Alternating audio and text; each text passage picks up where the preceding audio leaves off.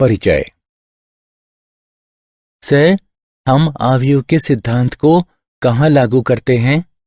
बेटा, हम आव्यूह का उपयोग रेखीय समीकरण की प्रणाली की संहत तथा सरल विधि को प्राप्त करने के लिए करते हैं।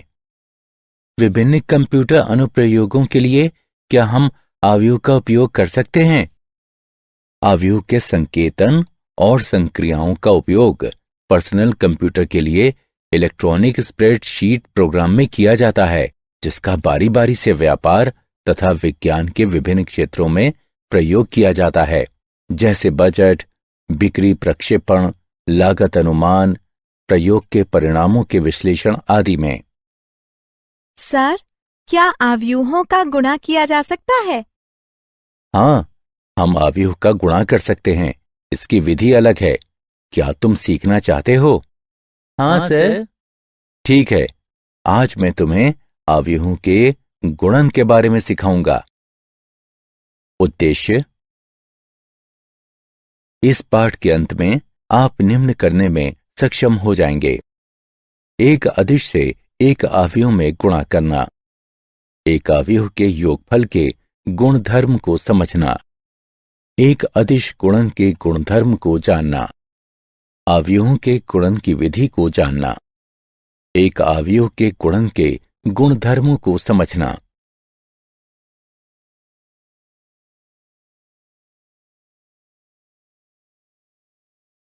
एक अदिश से एक आव्यूह का गुणन। आव्यूह के गुणन के दो प्रकार होते हैं, अदिश गुणन तथा आव्यूह गुणन। अदिश गुणन आसान है। हम बस एक नियत संख्या लेते हैं जिसे एक अदिश कहा जाता है तथा उसका गुणन आव्यूह की प्रत्येक प्रविष्टि से करते हैं। दिए गए आव्यूह ए के लिए 2a ज्ञात कीजिए। 2a ज्ञात करने के लिए प्रथम अदिश गुणन करने के लिए हम सिर्फ 1-2 का गुणा आव्यूह में प्रत्येक प्रविष्टि से करते हैं। अतः उत्तर निम्न है। आव्यूह का ऋण आव्यूह। आव्यूह के ऋण आव्यूह को घटा a से निरूपित किया जाता है। हम निरूपित करते हैं घटा a बराबर घटा 1a। आव्यूह के योगफल के गुणधर्म। वास्तविक संख्याओं के लिए योगफल के आधारभूत गुणधर्म आव्यूह के लिए भी सत्य है। मान लीजिए कि a, b तथा c m गुणा n आव्यूह हों, तब 1 a जमा b बराबर b जमा a, जो कि क्रम विनिमय का गुणधर्म है। 2 साहचर्य गुणधर्म है a जमा b जमा c बराबर a जमा b जमा c। 3 योग का तत्समक। 1 m गुणा n आव्यूह o इस तरह है कि a जमा o बराबर a। 4 योग का प्रतिलोम। किसी m गुणा n आव्यूह a के लिए 1 m गुणा n आव्यूह b घटा a कहा जाता है। इस तरह है कि a जमा b बराबर o।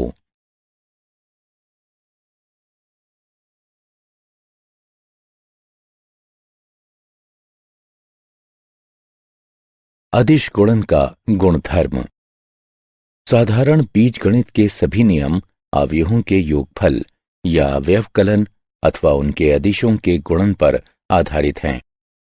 प्रथम गुणधर्म है, यदि a तथा b समान कोटि की 2 आव्यूह हों तथा यदि k एक अदिश हो, तब k a जमा b बराबर k a जमा k b। एक अन्य गुणधर्म है, यदि k 1 तथा k 2 तो अदिश हैं, एवं यदि a एक आव्यूह है, तब k 1 जमा k 2 a बराबर k 1 a जमा k 2 a तथा k 1 k 2 a बराबर k 2 k 1 a।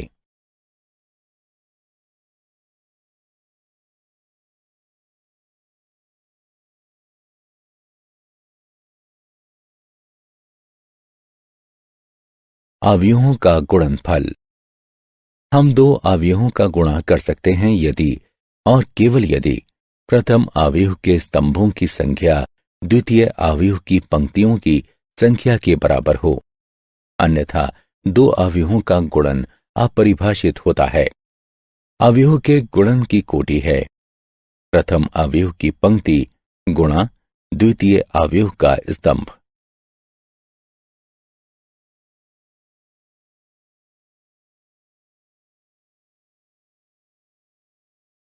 अवयव के गुणन की विधि। चलिए अब दो अवयवों के गुणन की विधि सीखते हैं। आइए एक सामान्य 2 गुणा 3 अवयव से एक 3 गुणा 2 अवयव का गुणन करते हैं। उत्तर 1 2 गुणा 2 अवयव होगा। हम क्रमशः अवयवों को जोड़ते और गुणा करते हैं। हम प्रथम अवयव की पहली पंक्ति लेते हैं, द्वितीय अवयव के प्रथम स्तंभ में एक एक अवयव में बारी बारी से नीचे की ओर गुणा करते हैं। हम परिणामी गुणन को जोड़ते हैं। हमारा उत्तर अवयव में स्थिति A11 बाएं शीर्ष में रखा जाता है। हम प्रथम अवयव की पहली पंक्ति तथा द्वितीय अवयव के दूसरे स्तंभ के लिए यही प्रक्रिया करते हैं। परिणाम को A12 स्थिति में रखा जाता है। अब प्रथम अवयव की दूसरी पंक्ति के लिए तथा द्वितीय अवयव की पहली पंक्ति के लिए करते हैं।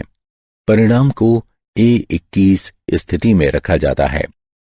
अंत में हम प्रथम अवयव की दूसरी पंक्ति तथा द्वितीय अवयव के दूसरे स्तंभ के लिए करते हैं। परिणाम को A22 स्थिति में रखा जाता है। अतः हमारी दो अवयवों के गुणन का परिणाम इस प्रकार है।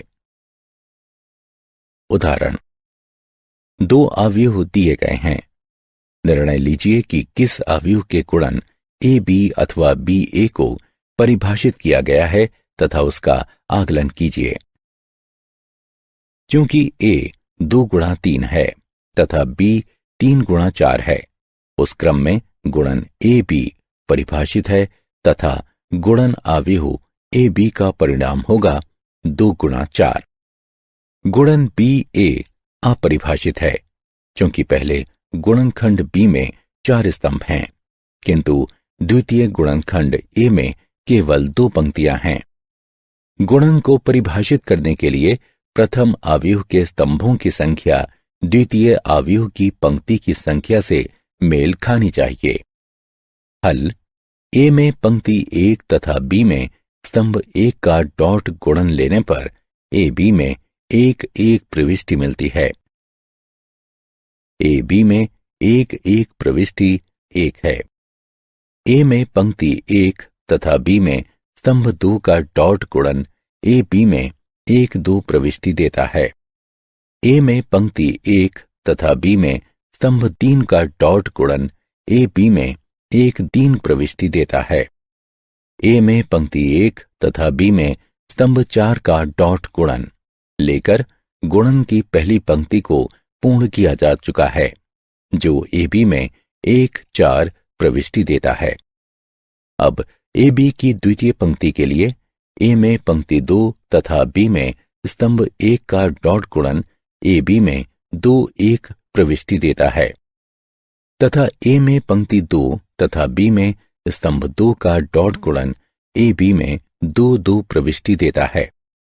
अंत में B में स्तंभ 3 और 4 के साथ A में पंक्ति 2 का डॉट गुणन लेने पर AB में क्रमशः 2 3 तथा 2 4 प्रविष्टि प्राप्त होती है। अतएव AB को हल किया जा सकता है। पंक्ति अनुसार पहली पंक्ति 1 3 घटा 2 घटा 2, दूसरी पंक्ति घटा 10 11 घटा 10 19।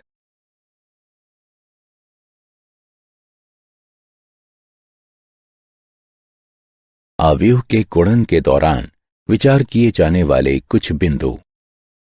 यदि AB परिभाषित है तब BA परिभाषित होना चाहिए। अवयवों के गुणन की अक्रम विनिमयता, यहां तक कि अगर AB तथा BA दोनों परिभाषित हों तो ये आवश्यक नहीं है कि AB बराबर BA होगा।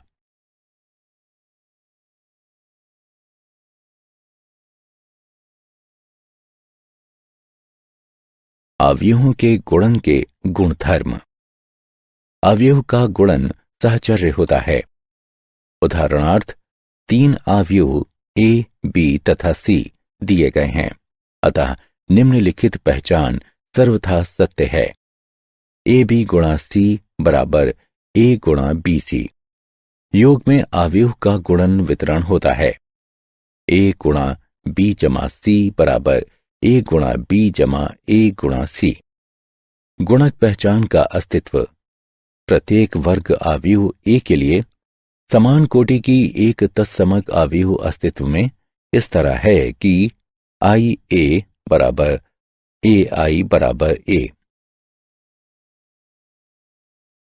उदाहरण x तथा y ज्ञात कीजिए। यदि x जमा y बराबर है, अवयव पंक्ति अनुसार पहली पंक्ति 7 0, दूसरी पंक्ति 2 5 के तथा x घटा y बराबर है, अवयव पंक्ति अनुसार पहली पंक्ति 3 0, दूसरी पंक्ति 0 3 के। हल x जमा y तथा x घटा y दिया गया है। इसे 1 तथा 2 के रूप में चिन्हित कीजिए। अब समीकरण 1 तथा 2 को जोड़ते हैं। हमें प्राप्त होता है 2x बराबर अवयव पंक्ति अनुसार पहली पंक्ति 10 0, दूसरी पंक्ति 2 8। इसलिए x बराबर है अवयव पंक्ति अनुसार पहली पंक्ति 5 0, दूसरी पंक्ति 1 4। अब x जमा y में x का मान रखने पर तथा हल करने पर हमें प्राप्त होता है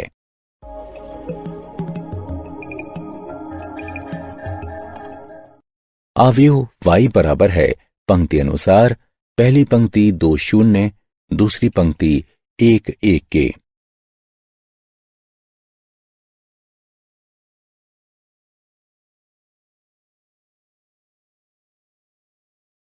क्या आप जानते हैं अवयव का उपयोग सामान्यतः लंबे समीकरण को हल करने के लिए बीजगणित में किया जाता है।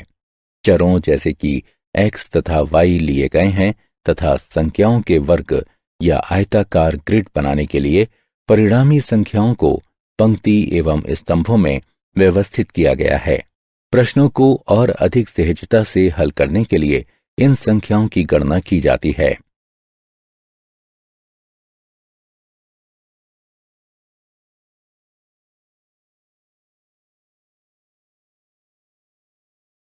सारांश। आइए हमने जो कुछ सीखा है उसे संक्षेप में दोहराएं।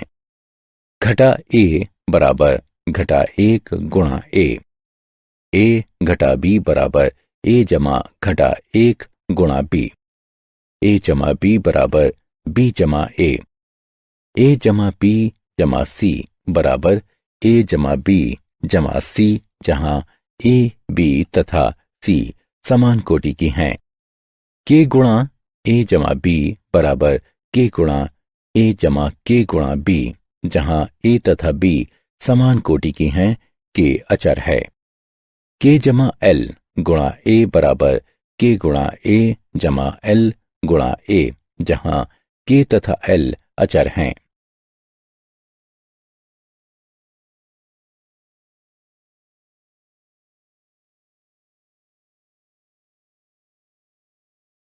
हम 2 अवयवों का गुणा कर सकते हैं यदि और केवल यदि पहले अवयव के स्तंभों की संख्या दूसरे अवयव की पंक्तियों की संख्या के बराबर हो।